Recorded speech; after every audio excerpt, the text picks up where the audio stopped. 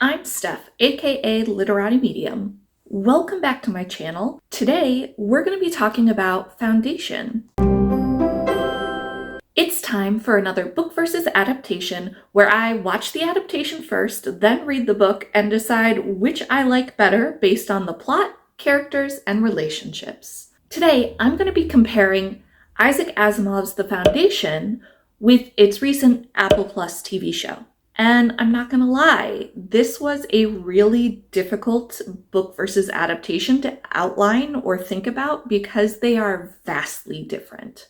There are concepts that are similar. When I was reading the book, I could tell that the TV show got inspiration from a certain part in the book. However, that's pretty much where the similarities end. Please keep in mind that I have only read the first book of the Foundation trilogy to compare it to the first season of the show. So if the show pulls in things from the other two books in the Foundation trilogy, I won't know that.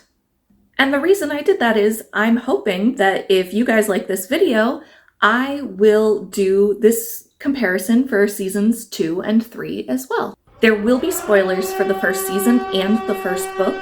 So if you don't want to be spoiled, go check out this video instead. So first, let's talk about plot, which I also include setting and other non-character related items in this section. Trantor in the book is described very differently from how it's described in the show. In the book, it reads more like a kind of Coruscant type planet, to the point where I'm wondering if the idea for Coruscant was inspired by the Foundation. In the TV show, it's said that the surface was where the palace was and that everybody else lived on subterranean levels. Although technically, it's not the surface. Billions of citizens spend their lives beneath Trantor's outer shell, toiling away on 100 subterranean levels. Really, the only scene that I thought was similar between the book and the TV show was the trial of Harry Seldon. However, in the show, Cleon is present at the trial, whereas in the book, the child emperor is mentioned, and Cleon is mentioned as a previous ruler. But Cleon being present in the trial really adds a lot of weight to Harry Seldon's pronouncement that the empire is dying. And do you have a prediction for that particular sample? I do. Indulge us. Trantor and the Galactic Empire will lie in ruins within 5 centuries. I will say, just as a side note, that I really appreciated the fact that it's kind of presented as a book is going to save the world or the galaxy, even if Asimov did decide later on to be like, never mind. As for the Foundation itself, it's much clearer in the book what the Foundation actually is. In the book, the vault is set up to open in 50 years, whereas in the show, the vault is much more mysterious and you don't really know what it is, what it's doing there, how to open it, and that's like the big mystery of season 1. And honestly, I felt like that added a lot of intrigue that I felt the book was missing. There is a ship in the book, which is a central plot point in the show, and they are similar in that they both have planet-destroying capabilities. But again, the show adds a lot of intrigue with the discovery and exploration of the ship.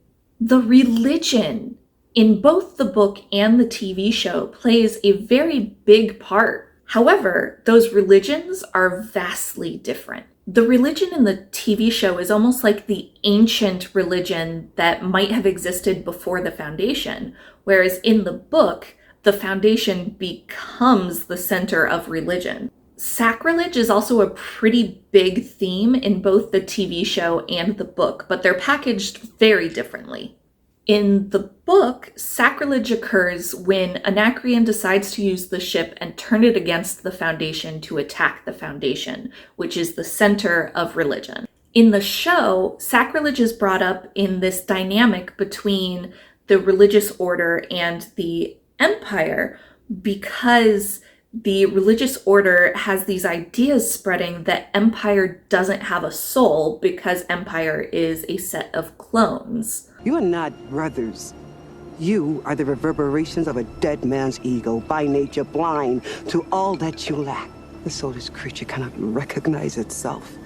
And quite honestly, I found the soul debate to be much more interesting than what happened in the book. And I think that has a lot to do with the fact that I am a character-driven person rather than a plot-driven person. There were also some problematic issues that I had with the book.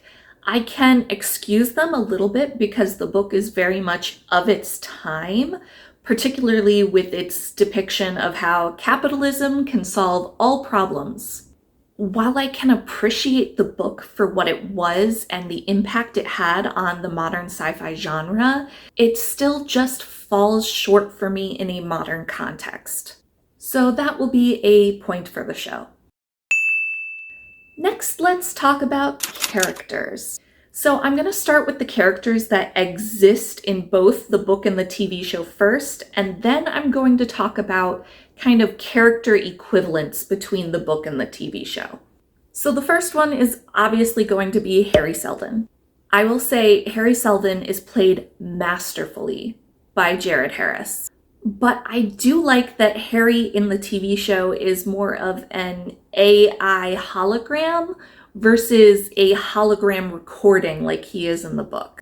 I can explain this difference just in the way that technology has advanced since the book was written. So that's another point for the show. So next I'm going to talk about Gale. So first I have to say there are only 3 women mentioned in the book.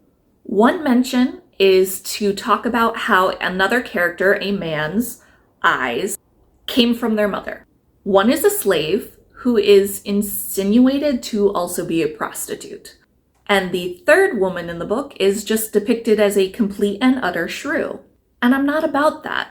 Again, I can explain it as it's of its time, but still, you can't tell me that men in the 1940s all thought women should be depicted this way. Also, in the book, Gale is not from a culture that shies away from the sciences. Gale in the book has also been to space before. I do enjoy seeing the parallels between her family, or rather her planet, and their views on climate change, and what we're seeing with our own debates on climate change today.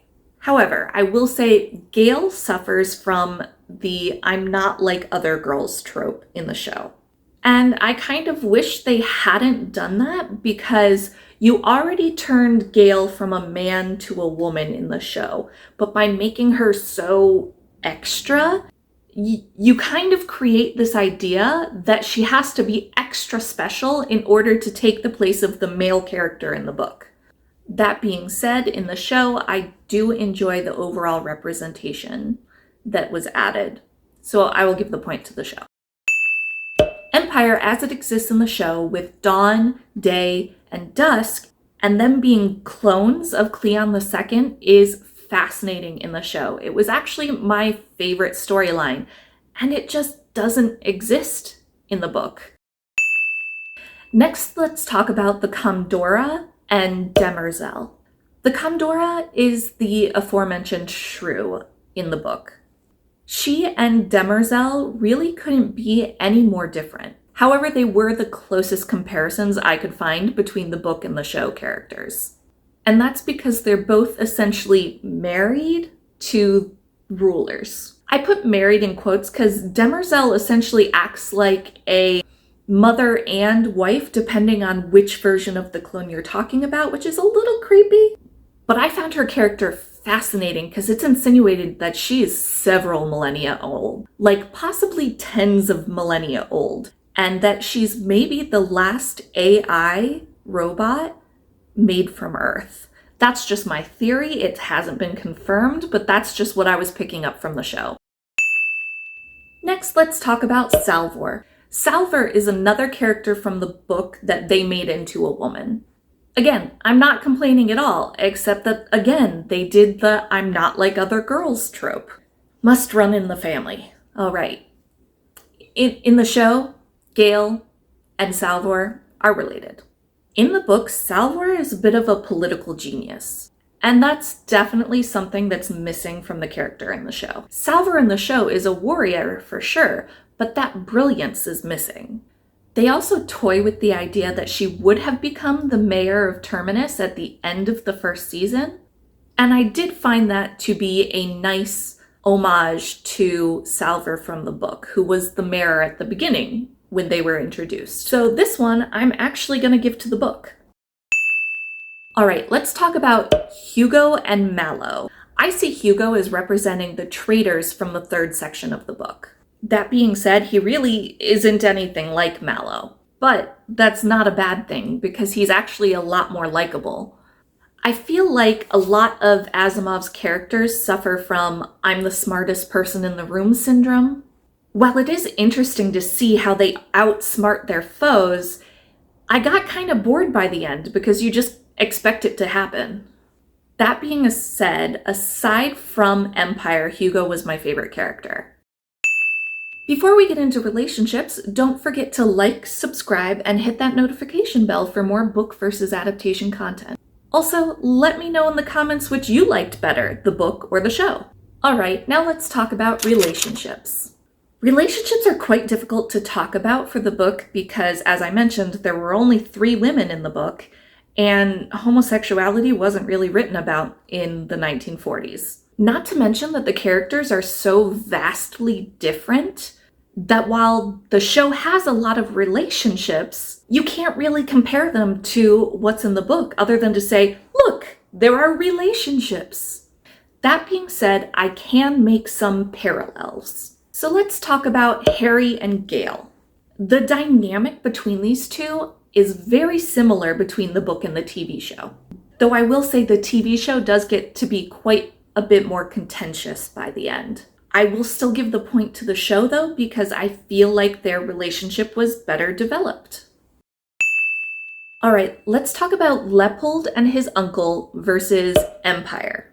The dynamic is similar between these two relationships in that you have the younger version expressing a lot of new ideas, and then you have the older version crushing those ideas in order to maintain power, and thus the older versions usually end up making the younger versions conform. However, the TV show dives into these ideas much more thoroughly than the book ever does. Next, let's talk about the Empire and Demerzel versus the Commodore and the Commodora. These two relationships really could not be more different, but they're the closest equivalents between the book and the TV show. The Commodore and the Commodora have a very contentious, hateful, and greedy relationship, whereas Demerzel and Empire have a very loving relationship no matter what stage it's in. So it looks like the show in this case is the winner. Not that the book was bad, it was just very much of its time, and it does not hold up to modern standards. If you made it this far, why don't you leave me a rocket ship emoji? And don't forget to check out literatimedium.com. Let's see what stories tomorrow brings.